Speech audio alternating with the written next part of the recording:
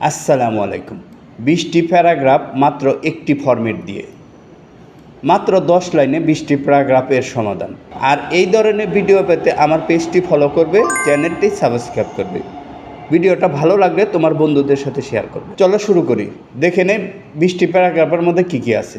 ব্যক্তিগত গুণাবলী ও শিক্ষা, education, knowledge, character, honesty, ইন্টাগ্রিটি।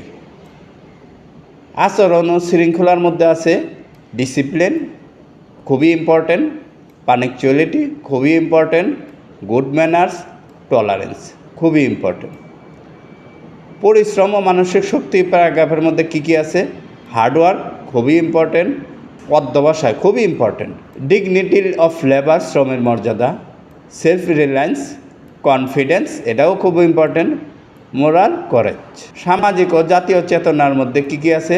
প্যাট্রিজম, unity, ambition এটাও খুবই ইম্পর্টেন্ট। আর এই প্যারাগ্রাফগুলো মাত্র একটি ফরম্যাট দিয়ে। চলো দেখে নিই এই ফরম্যাটটা কী আছে। 1 নম্বর ডিসিপ্লিন দিয়েই শুরু করি।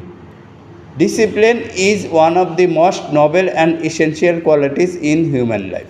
It is great virtual that helps a person to build up A successful and glorious career. Without having discipline, no one can achieve anything great or permanent in this world. It plays a vital role in the development of person's character and brings peace of mind. A man possessed of this quality to respect and loved by everyone in society. On the other hand, a person who lacks it can never reach the peak of success. History shows that all the great people attained their greatness by practicing discipline.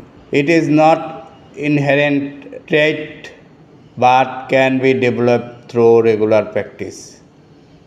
So we should try best to cultivate this virtue from our early childhood. In conclusion, to live a meaningful, dignified life, discipline is absolute necessity. এই 10টি লাইনের পাশাপাশি তোমাদের জন্য line by line বঙ্গ অনুবাদ করে দিয়েছি।